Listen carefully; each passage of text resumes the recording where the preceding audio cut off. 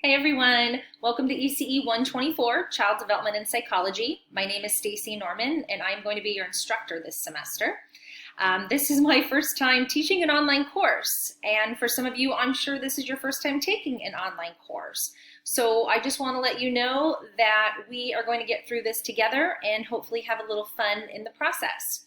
I have been teaching this course for 7 years, usually face-to-face courses, so this is very new to me, but I am very, very excited to be with you and to sort of be on this journey together.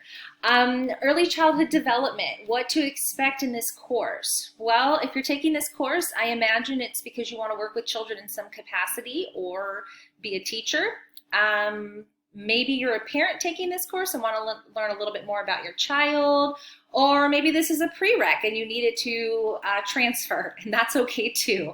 Either way, we're going to learn a lot about the human experience and how a child develops from conception through adolescence. Please make sure you visit my homepage for all sorts of links and resources and all the ways that you can contact me. If there's anything you need at any time, please do not hesitate to reach out because we are in this together. I look forward to a really wonderful semester, and I will see you all soon.